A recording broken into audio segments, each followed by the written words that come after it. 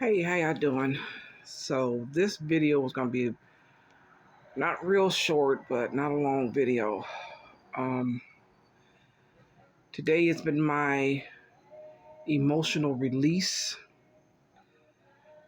Uh, I'm somewhat exhausted, but I felt the need to go ahead and record. I have, oof, radical healing. Um, I have been carrying trauma from a very early age. Um, like sexual trauma. And then I guess behind that goes emotional and emotional abuse, neglect. Okay, I have had, and I'm part author. Let me put it like this: I'm part author of a book. My chapter was quite revealing.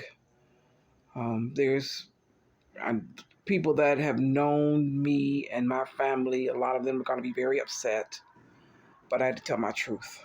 It's been holding me hostage for over almost 60 years. So, if you know me, know my family, connected with my family, and you didn't know, I apologize now, but I'm not going back on it. But anyway, but my chapter in the book just talks about my early childhood, the traumas, and of course there are happy times too. But when you're traumatized, a lot of that other information kind of gets lost. The positive part gets lost a lot of times. And I was no different. But my focus, I've written that chapter. It's going to be out to the public. The name of the book is called Wisdom Gifts. I'm one of the co-authors.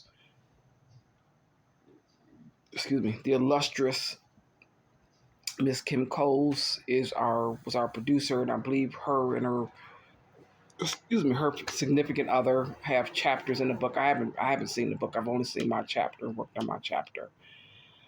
So the book is coming out soon. It should be. It might be a few weeks left. I'm not real sure how many weeks. So anyway, part of the healing process, you go through all of these other things in your life. For me, I put it like this: I have gone through a lot of things in life. A lot of stuff that I've gone through is not unique to me.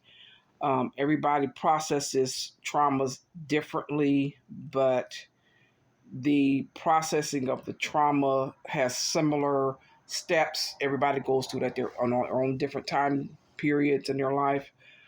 For me, it's taken basically 60 years, and it's been stacked on.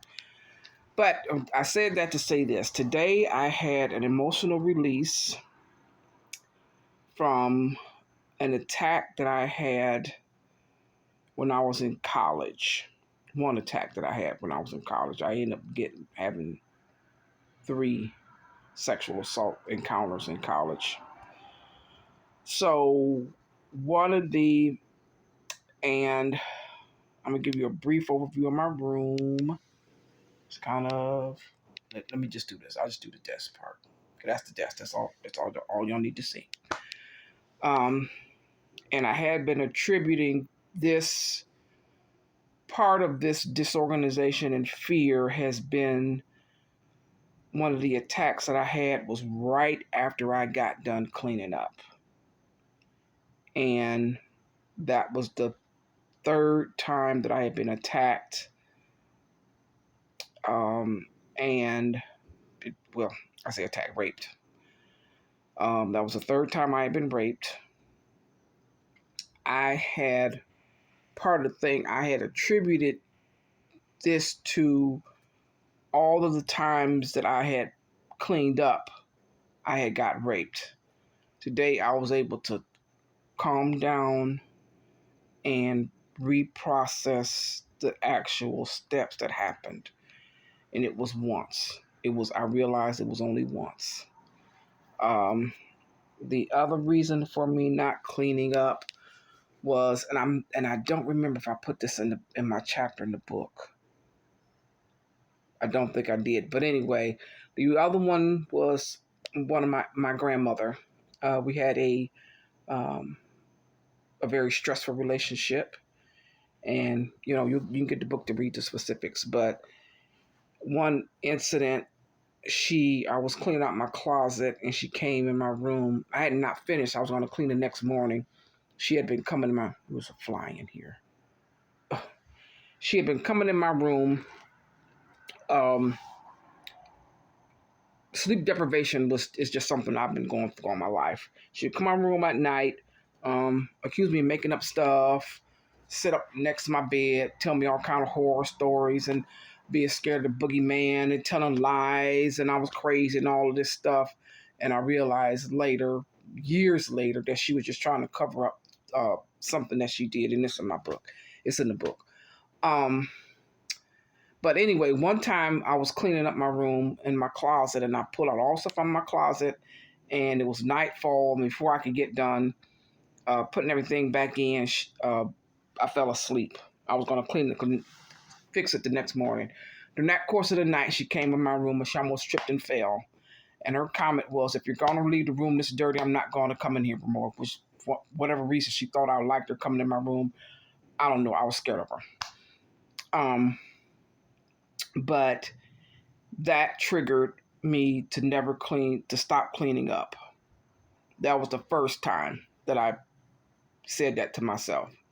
And then when I went away to college, I tried to do a fresh start and just let things go and that kind of stuff. And, after I've been there for I might have been there for a year and a half. This is the third attack on campus or in the city. I put it like that because the other one of them did not happen on campus. But that third time, it was after I had cleaned up. I was going to be keeping stuff organized and all that. And then this guy that I've been trying to avoid, because I had the room open. I was painting my room and cleaning up at the same time. He came in while I was trying to air it out, and that's what happened. I got raped, and it was after I had cleaned up. And that was, in my mind, the last time that I was going to clean up. And I realize now that I held true to that. I feel like when I need protection, having clutter helps protect me. It keeps people away from me. As who wants to be in the clutter, in the mess? Well, apparently I did because I felt like it protection. I think for a long time it has worked for me. But through some processing conversations because I intend on moving, through some conversations that I've had with my sister, and just kind of back, and she made a comment yesterday about moving because I'm going to be moving. I plan on moving out of the country. I don't know how long I'll be gone, but I plan on moving out of the country.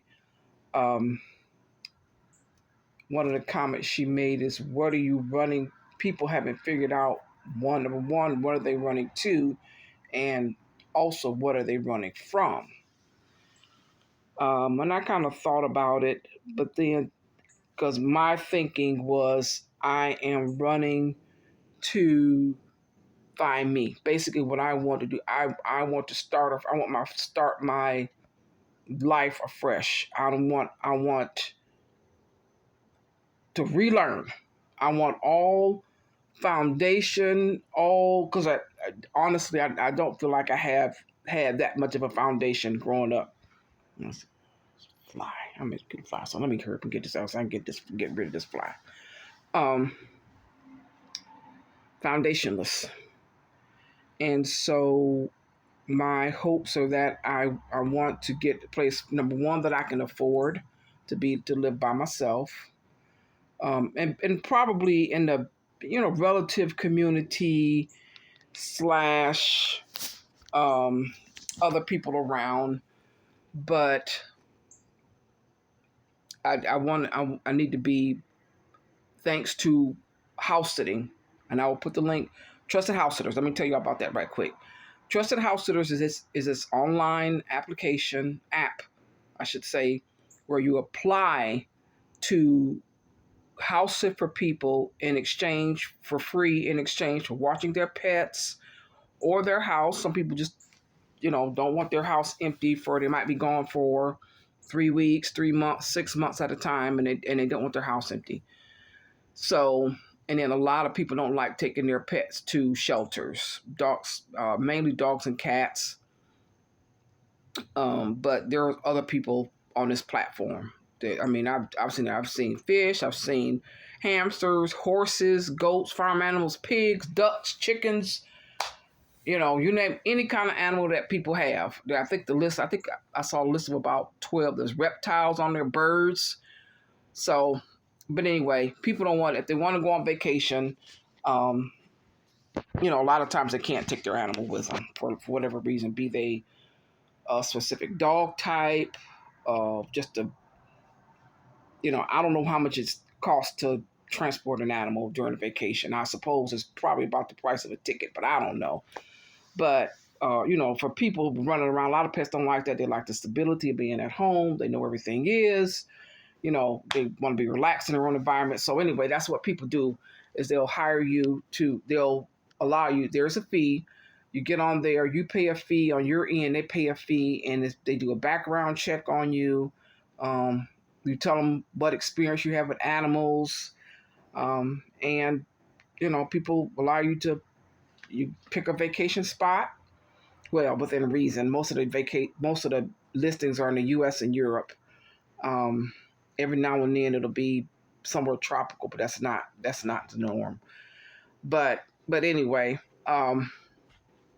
but yeah, through that I've been able to get a little bit of time by myself to really think about what's going on with me. Why do I want to move? And that's how I came up with what I said before about basically I need to find me without any pretenses, without any relative few comforts. I need to find me. There's a few parameters that I said that I need. Health insurance is one. For me, probably health care, alternative medicine care, because I am into that. I'm very heavily into alternative medicine. And a few other things, cost of living and that kind of thing is what I'm looking for.